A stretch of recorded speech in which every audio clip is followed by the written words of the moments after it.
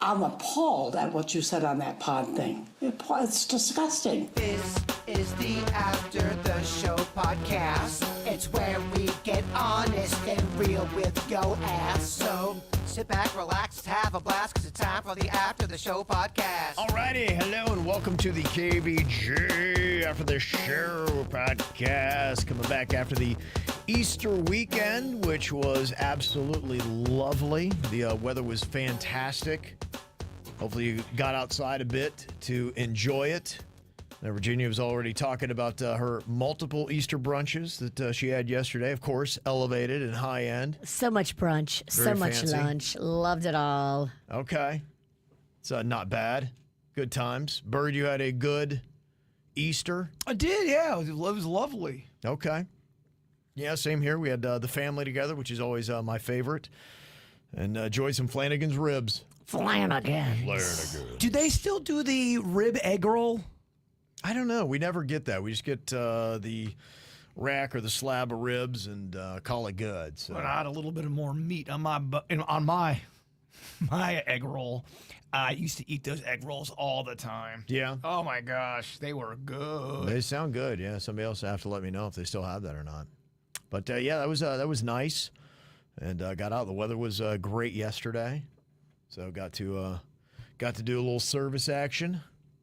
My son went to a sunrise service they had in Delray Beach with his girlfriend. Man, there was a lot of people there. Fancy. Yeah. I don't know if it's fancy. It was nice. Sunrise service. I mean, it's a Sunday. I want to sleep in a little bit. Yeah, well, they want to get there and, maybe you see Jesus run by or something.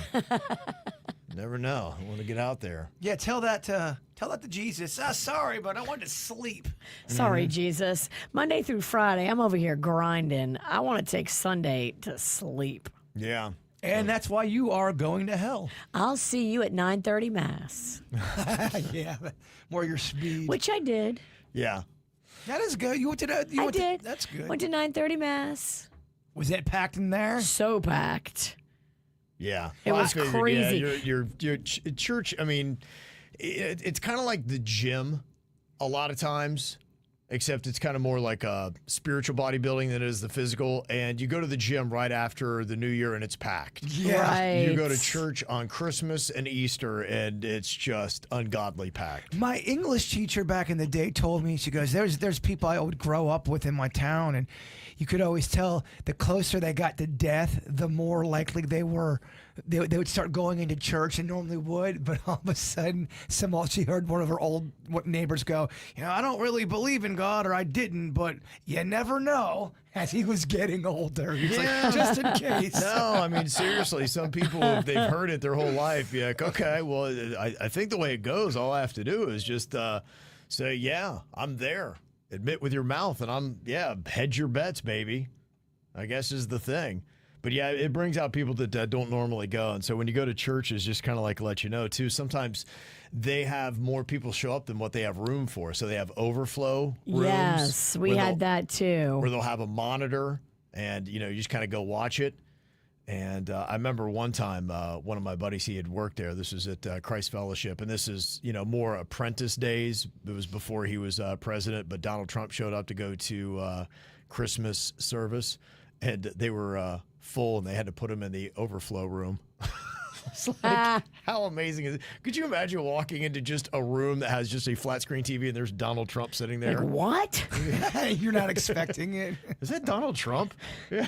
You Put in really the think overflow room. you really think he's going to be front and center in the main part? Oh yeah, absolutely. Yeah, up front. Yeah, but I'm like I said, you could tell that was definitely pre-prez. So I guess you get a different level of elevation when you go from just being a TV star to the president of the United States. Gotcha. Yeah, they don't get to put you in the overflow room at that point. So yeah, hopefully that was all lovely. So it was a nice little weekend. Great weather. It was during the Apprentice time, so you might see a Bret Michaels with them. You never know. You never know. You think, honestly, just how his circle of friends and the people he's hanging out with changed. It changes your life, yeah, for a guy that wasn't a politician. He was a TV star. Oh, he definitely. They show that old clip of The View where he walks on and they're all hugging. Everyone on The Right. View's loving on him, and Crazy, they're right?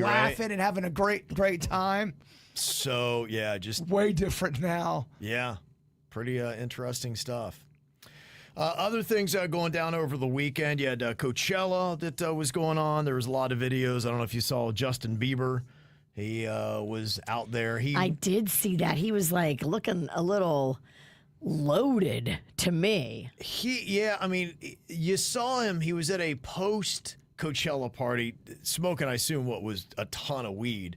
Because every time, they had about 5 different clips of him, and he was toking pretty hard on each one. So that might be it. He might have just been really stoned. I don't know what, might be going on. But the dude's really thin right now. So, and that's why I think some people have kind of been like, what's going on with Justin Bieber? But he is very thin at the moment. And then every now and then he's got a weird smile. Sometimes if you know the game, you kind of see somebody and their smile or whatever, just they have a look. Virginia when Virginia's look, you look at her smile and you're like, okay, Virginia's had a few cocktails. Yep, it's the fucking Joker. You're like, oh, and her mouth is all out. Oh, yeah. You want to dance? She gets this look in her eyes. Right. You ever dance with the devil in the pale moonlight? You better just buckle up.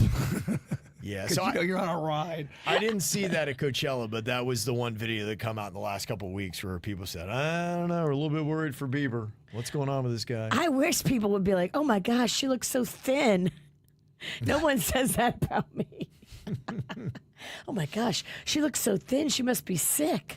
Like Well, they're there's- saying that about Bieber. Yeah, there's being thin, and then there's I think he's on the verge of the unhealthy. He looks Sickly. sick. Yes. Yeah. He doesn't look well. I've never had that said about me. Yeah, someone called me thin the other day, but you still kind of look fat, though. It's weird. Yeah. Makes sense. Yeah, it's pretty amazing. So that was going on over the weekend as well. At the weekend box office, the movie Sinners, really solid debut, $45.6 million. That's Michael B. Jordan. My daughter said that it looks really good. He plays, 2 roles in the movie himself, how they do that. And it did look rather intriguing. So I don't know if anybody saw that, but she said she's going to go check that out. I've heard good things about that. That is the highest film debut since Us in 2019. Okay. I watched it with the new Black Mirror. Yeah? What'd you think of that? I liked it. The one episode that I saw, I liked it, and I started watching. Was that the streaming services episode that somebody was telling us about last week, how they kind of rag on streaming services? Yes, it's really good because they basically, it's really a commentary about health and your health and what you're going to have to pay. And what the future could be like if you start getting chips in your brain. Then all of a sudden, Virginia would be talking because she had a brain injury, but they fixed her by putting the chip in there, and then she just break out into a commercial. Oh, Kevin, would you like some of these eggs? These are great, fresh farm to table. She'd break, and they go, My "Mom's eggs are not fresh. They go, how this keeps happening? And they go, well, then you can just pay extra money, go up in your premium package, and your wife won't be saying commercials randomly like Oh, that. wow. And that's how it kind of is. Basically, your health is gonna. What are you willing to pay for it? Wow. Yeah, it was good. Very, How very about good. that? Okay. So your wife could possibly have pop-up ads. She did. She would have pop-up ads, and I'm Wow. trying not to give away too much because That's people. crazy. It was done very well. Yeah. That's rather thought-provoking. They do a great job of taking technology and kind of fucking with your mind, going, "Is this where we're heading?" Yeah, right. And then a lot of the stuff you see on a Black Mirror episode, and lo and behold, 2 to 3 years later, it's something that's really happening. You're like, You're in it. You're in a Black Mirror. You're Yeah. right. how did this all come together? Yeah, we talked a little bit earlier about the robots running half marathons in China now. And that's kind of crazy. And then in Japan, they're making robots to work the fields. Because that's the one thing that they're receiving. And even Bill Maher was kind of joking about that this weekend. He was talking about, bringing some jobs back here to the States and all these kind of things. He's like, you think Gen Z wants to work these jobs? And that was kind of his whole take on it was good luck. The influencer generation. Or what is it? I think it's 76% of Gen Z wants to be an influencer. Just because you say you're an influencer does not make you an influencer. Yeah, you're right, but right now we're not there. I've said that. Like, I think we need to start getting designations for influencer, because as it is right now, we have an influencer could be anyone with 10 followers to Mr. Beast. You're right. But it should be that you have a certain designation that you cannot use. Kind of like I couldn't, say I was a general in the Army. Where you would have to qualify, be like, you're an influencer. Okay, well, what level are you? Stolen valor of social media. Yeah, in a sense. It really is when someone tries to lie. I think that's part of the game, though, is to fake the funk until you're trying to trick everyone thinking that you've got all this hot shit going on. Mm-hmm. And that's what is going on that people are upset with. In fact, there was one brand, Revoke or something like that I saw as I was watching some social media clips, and they have a class action lawsuit against them because influencers were posting up things about the clothing brand, but they weren't using either hashtag paid partnership or hashtag ad. They would only @Revolve. And so people didn't know that they were ads. And then they said, well, that's under false pretenses because you're being paid for this. And I want to know, what is the influence? Is it truly, I found this, I love it genuinely, and I'm trying to share it? Or did a company come to you and say, hey, we'll pay you if you share this? And I would say for most people, that's it. Look at even smaller levels. When my daughter was doing her TikTok stuff, she started to get to the point where companies were sending her things saying, hey, would you wear this and make a post about it? Without any kind of rules, though. Right. And so, like I said, she would have been, on the lower end, just kind of getting going, influencing. I don't know what the categories would be. And I'm kind of even looking at some people in South Florida. It seems like the lower tier, you got people, maybe around like 30,000 followers to 50,000 is one category. And then there are some that, even in Miami, they have a few that have either 500,000 to 1 million, influencers or followers, that are on that. To me, that's much different, right? And you shouldn't all be influencers. Yeah, the other thing, too, just like anything, it's going to get watered down. It already has gotten watered down. Just like how you make the joke, everyone's got a podcast. There's some great podcasts out there because the more podcasts that are out there, you're going to find some more content. But with every great podcast, there's going to be a lot of shit you got to go through. True. And it becomes watered down. It loses its sting. I'd say probably every 10 podcasts, you might find one you like. I would agree with you. Yeah, absolutely. I mean, there's oversaturation of it. And I think these influencers, look, we get held accountable because we're on old traditional media, but the Federal Trade Commission needs to step in and protect the consumer from this new media and the digital stuff that's out there and the influencers.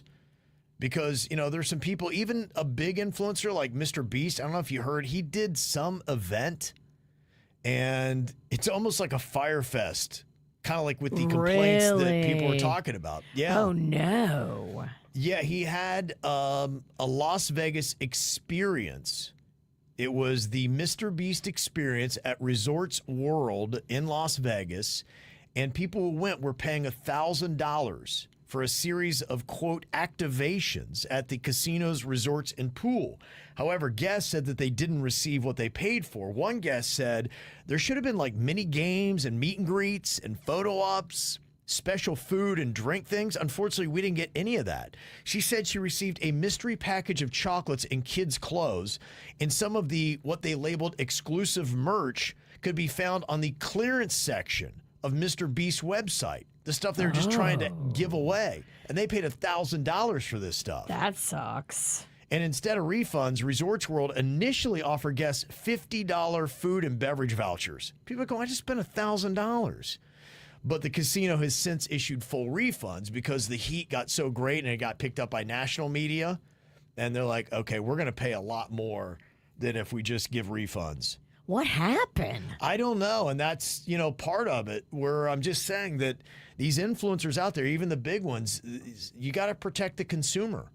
There's been a few things with Mr. Beast in the last 6 to 8 months that's he's had to go through. Well, he's a really young guy. And as I was watching his ascent, I was like, well, it's impressive what this guy's doing, how much money he's generating, the fact he's the top influencer on YouTube or content creator on the platform at his age, not even 30 years old yet. And so, yeah, you're young. I remember how I was. Look, you're going to make some mistakes along the way. And so, maybe he's starting to hit the hiccup and rocky road phase of his ascent. Well, I mean, everyone goes up and down, and you're right. Especially if you're crushing it in the beginning. When you start off like that, there's only one place to go. You're right. The hardest thing to do is sustain being on top. His peanut butter chocolate bar slaps, yo. I love it. I love it. Well, he had it with the Mr. Beast burger, too, right? I think he'd had that. You could order, and some people were starting to realize that it wasn't anything really that special about the burger. I think there was some kind of complaints about that. And then he was friends with somebody, or somebody on his team, his management team, or part of his team had some weird stuff going on behind the scenes that was unsavory. Yeah, so he's had a rough couple months. Yeah, 8 months. It's hard when you're trying to take on all these new projects, do what you've done and all that. I'd imagine he would hit some.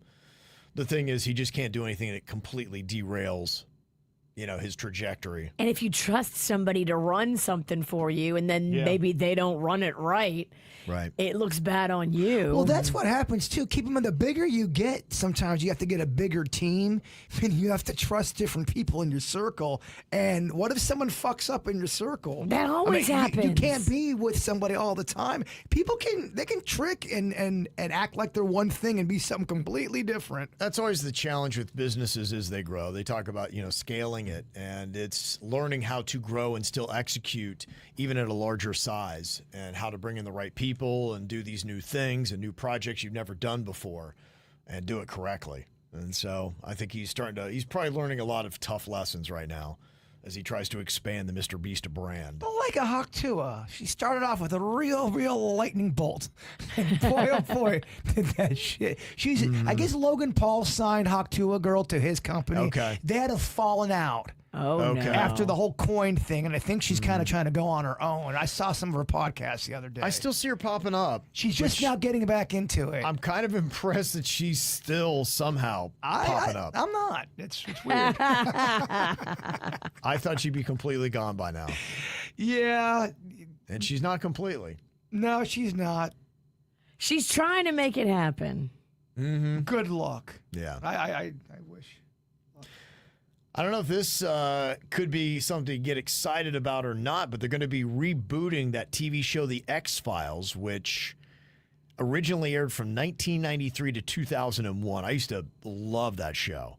It's one I've never gotten into, and I should because I love alien shit. If I remember right, they had kind of one of those moments, the old traditional, as you call it, the jump the shark moment, where if I remember right, because it's been all the way back since the 90s, but they had really good momentum, and then they kind of got tangled up a bit and tripped over themselves. They had this, I remember they had a guy called the Smoking Man, and you're like, okay, who's this guy? And it was very mysterious, and I think that didn't play out awesome, if I remember right.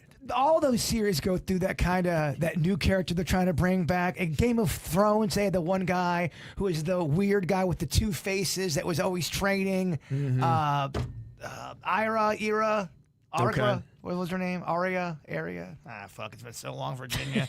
So many characters. Arya Stark. There we go, yeah. Okay. Remember that storyline? He was like a mysterious guy that had disguise faces, and they were really trying to make him happen, and it kind of didn't go anywhere. Oh, okay. I do kind of remember that guy. And then she went into a temple. She worked in a temple of the many faces. Yes. And as people died, they would like peel their skin off or something like that, and they'd make a face out of it. Or like when we were watching True Blood. You were out when Shape-shifting. She hated shape-shifting. It was so stupid. Sam was a shapeshifter. You knew that from the beginning, I thought. But everybody's now shape-shifting, all these randos. 1 minute it's a dude, next minute it's a fox scurrying down the way. No, You can bring in new characters and it can work, but sometimes it does suck. Yeah. When all of a sudden they give the new character of a show you love so much, and they're going, why are they going all in on this new character and giving them so much screen time? Right. It's a chance to take, and you got to do it right, because sometimes I think what happens, they realize the character's not working, and then they just pull the plug too quick. where they introduced him too much, and it was too much too soon, and then they just all of a sudden they'll disappear. It's like, well, you can't try to tell us this character was this important, and then you didn't resolve their storyline. Now they're gone. Anytime Star Wars does something new and cool, where you're like, all right, finally, a cool fucking villain. This is great. He's gone in 2 days. They ruin it. They kill Darth Maul him. They kill his ass off within 2 episodes. He dies like a bitch. You never see him again. I think the Star Wars franchise realized what a mistake they made by killing Darth Maul so fast. And now he's back in the animated. They do the animated. So they've revived the character because they said, this is a great character. You should have kept him around. I can't tell you how much I hate how they brought Darth Maul back. Oh, I cannot stand it, Virginia. You shouldn't have killed him in the first place. No. He would have been their new Vader. You could have kept him through all 3 prequels, baby. Right. You could have. Yeah, it they would've been fucked great. up, and then they realized, like you're saying. And I have to wait, Virginia. Do you want to go to sleep really quick? Because I've got something I want to talk about with Darth No, Maul. I miss Darth Maul too. No, you are gonna. Something you'll never have to worry about me saying. No. The new X-Files show is going to be done by Ryan Coogler, who's done Black Panther and Creed. And he's done some stuff, a lot of things with Michael B. Jordan. So it's a guy who has a pretty hot hand. So maybe he'll make it a decent show. And there's a lot more development in the world of the X-Files type topics since the 1990s. Oh, big where time. we are now. It's So, very popular. yeah. So I could see it working, and they're going to invite Gillian Anderson. I don't know if that's where you need to just have an all-new cast or if it's good to bring back somebody that was part of the original series. I say bring back the original, but also hybrid some new people in there. Yeah. Like the Cobra Kai did it great the first 4 seasons. Okay. They brought back the old and mixed it with the new, and it was done very well. So don't watch past season 4? I think it's gonna get too teenage for you. Okay. All right. I don't know. What the fuck do I know? You know Darth Maul sucks, D. Well, don't worry. Kevin's going to get a very long, dorky email From Darth Maul. This is why Darth Maul should have lived, Jason. And Keanu Reeves is going to be playing the villain in the upcoming Weezer movie. And you may be like, okay, I wasn't sure how I was feeling about that. But what is kind of interesting about it is the storyline is going back to when Weezer, when they were getting going in their career in, I think it was 1992, they had to open up for Keanu Reeves' band Dogstar. And so I guess there were some feelings from having to open up for Dogstar and kind of be like, well, these guys suck, man. We're freaking Weezer. We're going to be great. Wow. And so I think they're going to use that. And so Keanu Reeves and Dogstar is going to be like their nemesis. And that's going to be the fight that goes on. And considering it's something that was kind of real life, it might be good. I think it's going to be more tongue-in-cheek because Johnny Knoxville's in it. Yeah, it will be. Yeah, Juliette Lewis is in it. Eric Andre. That's So, cool. Yeah, it's fun. It could play. They're Weezer's a fun band. They're very fan driven, and I think it will be good. I also saw the trailer of the new Naked Gun with Liam Neeson. Yes. I think he's going to be able to pull this off. It'll- I think he could do it. It'll be interesting to see how it goes. I did see a clip of him over the weekend. I don't know if you saw, I think it was on one of the late night talk shows where they had him dressed as the Easter Bunny right after the Taken series. Okay, I didn't see it. Yeah, and so he's dressed as the Easter Bunny. So he's kind of got the hard edge, but he's still dressed as the Easter Bunny. That's pretty funny that he's the bunny. Yeah. And he's still like the taken bad guy. Yeah. Like, you mess with me. Right. That's I'm a bunny. I've got a certain set of skills. I like the bunny. Yeah, that's kind of what he talks about here in this clip. First up, Liam Neeson. Whenever you're ready.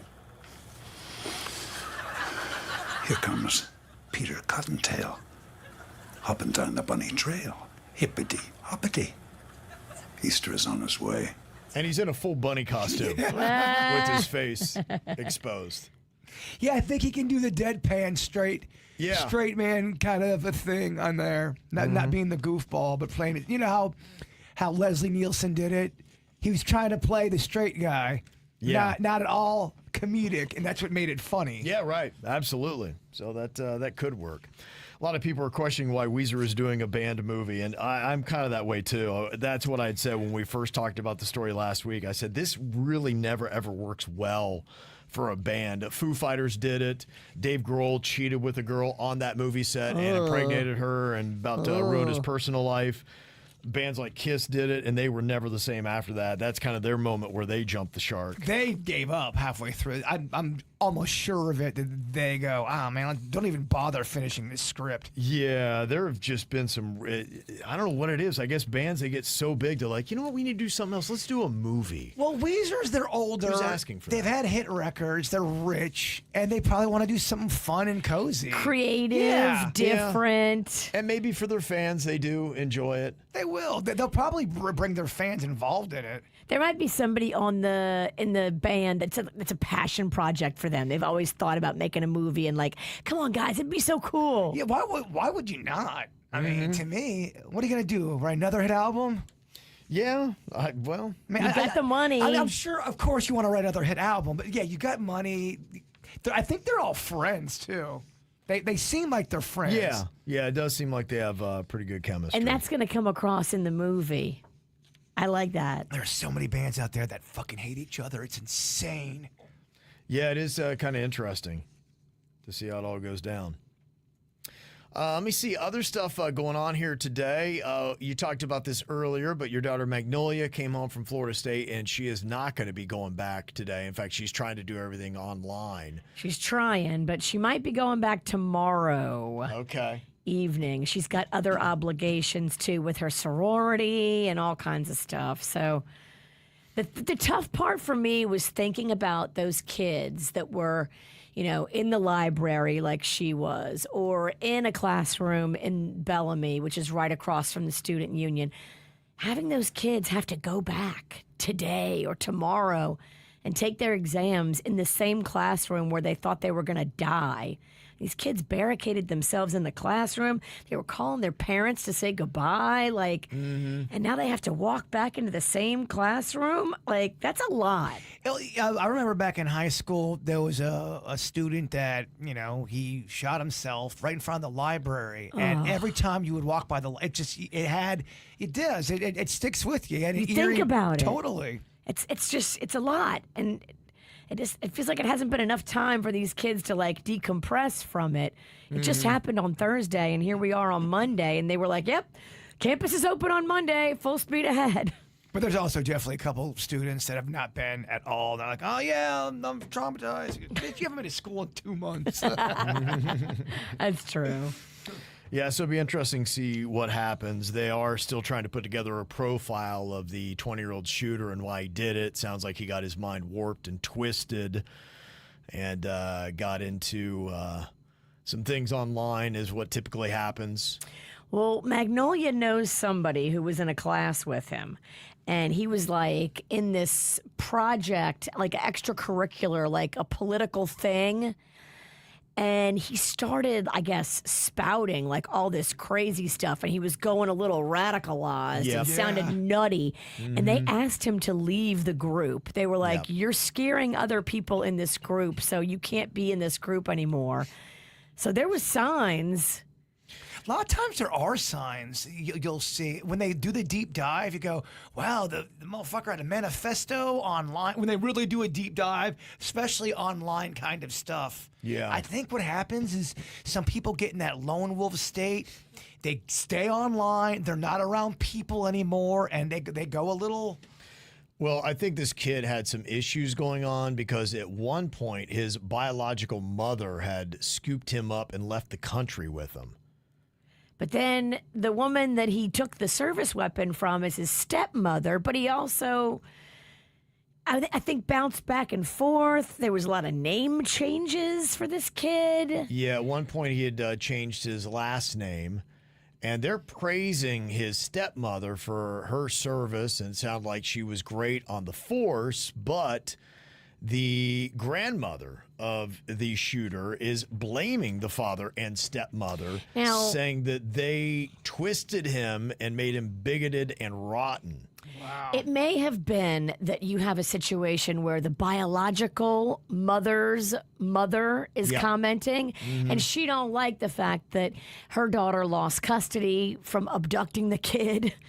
You know, there could be so much drama going on there. And I mean, you really have to get to the heart of it to try to figure out who's telling the truth and who really is giving you an accurate portrayal of who the better parent was. Yeah.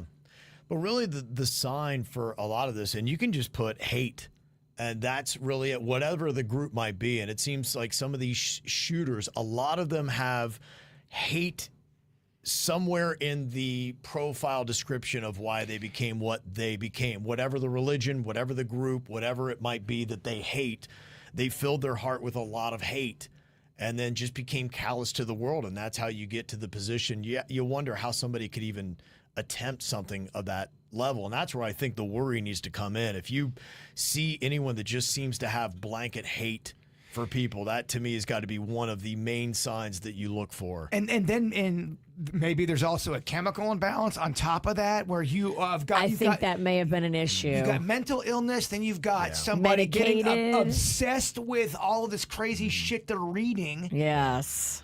Well, I think sometimes the mental illnesses, too, can be self-induced. People that get into drugs and doing things and looking at twisted things, I think you can twist your own mind and create your own mental health issues. 100%. Very much agree with that. Now, I think there's also different circumstances where people may be born with some mental issues as well. But then they take a little drugs and make everything 10 times worse. Absolutely. Yeah.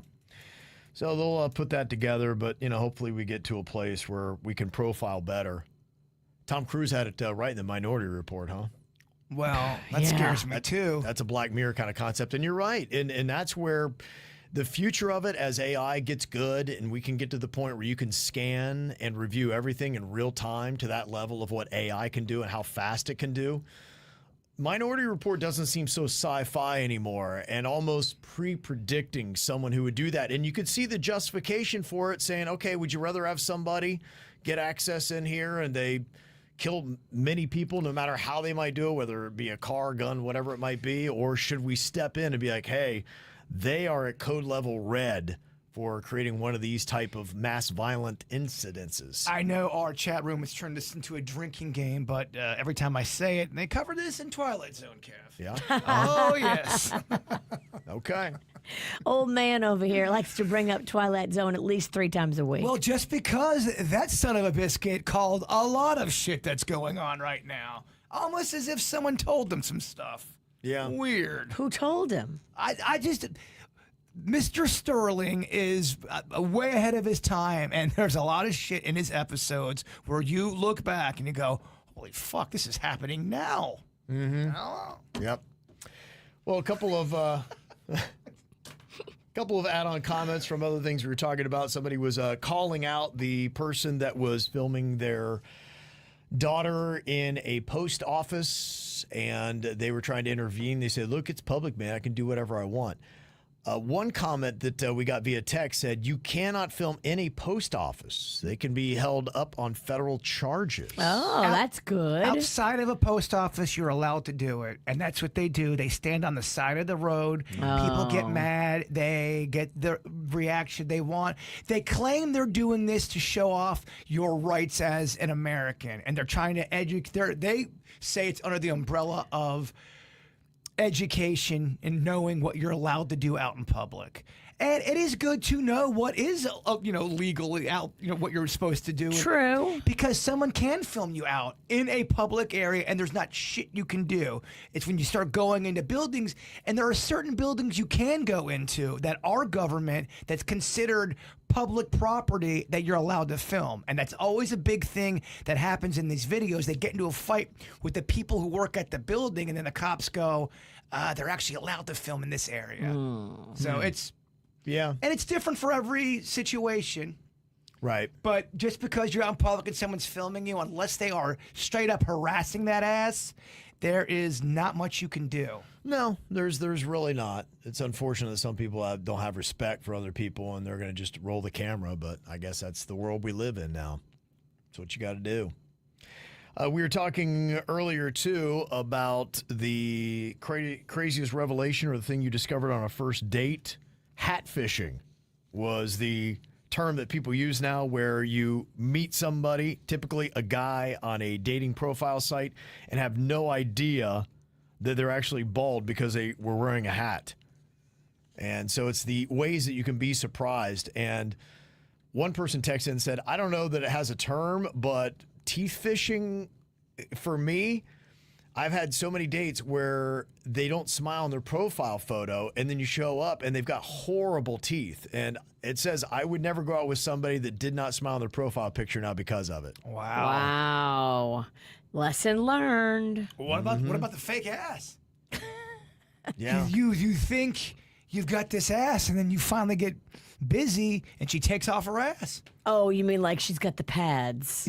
Yeah. I think that's. I have I those. know you do. It's fake ass underwear. But I wouldn't want to wear a fake ass. I wouldn't want a girl to think. Let's say when me and Honeyface started dating, and she thought I had this big old Kevin Ralston type of ass. Oh, so meaty. So meaty, so pumpkin booty like, and she's like, "Damn, that shit looks good." Then I take off my pants, and she sees me remove my cheeks. I don't want to lie like that. Ass wearing an ass. I mean, she knows I got one long back. That's just what you get, baby. Yeah. That's just what you get. He's got ass privilege, though. He doesn't understand. Ralston long back. does. He's got pumpkin booty privilege.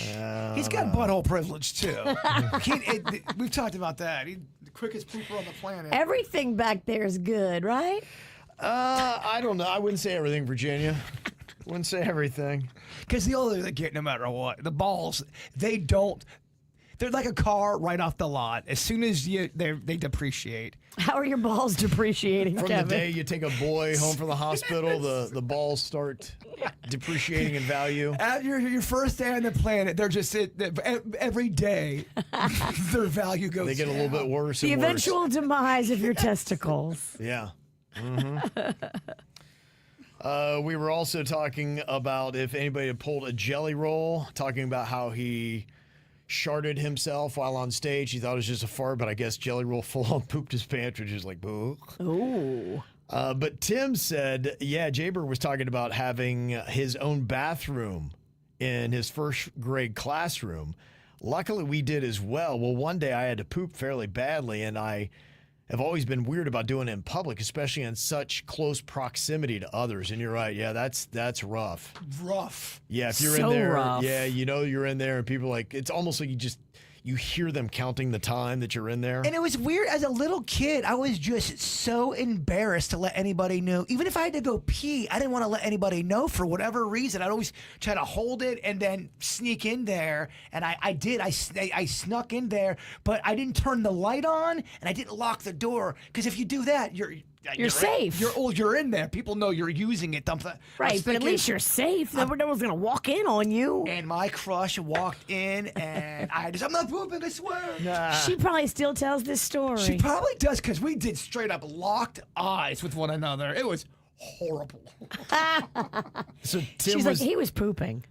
Definitely. Tim was saying as I was there on the toilet, I just couldn't go. And, well, long story short, I wound up just pooping myself. Oh. And for some reason, I didn't think my classmates would notice, but Ryan, the class bully, pointed it out right away, told the entire class. Ryan. Luckily, it was towards the end of the day, but memories. Yeah. It happens. Farting in class, too, is rough. People didn't, if you had a large fart, or a large fart. A large fart. Large fart. Did your fart smell like bacon grease? You had a large fart go off. I remember a girl, she farted in front of everybody, and she did not live that down. You can't shake it sometimes. If you fart and everybody heard it, A fourth grade to fifth grade fart in front of everybody, that might be the roughest year. Yeah. Mm-hmm. And a nice email from Adrian, who said, we are from South Florida, but back in the area visiting family for Easter for our spring break. And we went to dinner at Guanabanas after being told there was over a 2-hour wait at Utiki, and ran into Virginia. And thank you, Virginia, for making my daughter Marley's spring break trip super special. Aww. We got to meet you and listened to the show forever. They were adorable. Mm-hmm. I think everybody was at Guanabanas. The weather was gorgeous. Right. It was so Great day for it. perfect. Mm-hmm. You're saying it wrong. It's Guanabinis. I think everybody says it different. Mm-hmm. So that was nice. So and cute. Also, Mark went to the last Russ Market of the year on Saturday. And I had a great time talking to Jen and Denny's. We were talking about going somewhere for lunch. We asked for some suggestions. They had a lot of great ideas around the Garden Square Plaza. We left undecided, but Denny's and Jen want to know where we landed. Arriving, we saw a place called Soul Good. So we figured it sounded interesting. It was great. Think American flair with cool, unique Korean twist in the menu items. Oh, I think I might know where that's at. Okay. Yeah, check it out. So they enjoyed it, but they appreciate the tips. Glad we found a new place to go eat. So Beautiful. Gorgeous out on Saturday, man. It was. Whole weekend was great. It really was. Yeah, very nice. So hopefully, got to enjoy all these weekends while we got them, because that rainy season is less than a month away. All right, y'all, have a fantastic Monday. We'll see you back here tomorrow. Goodbye.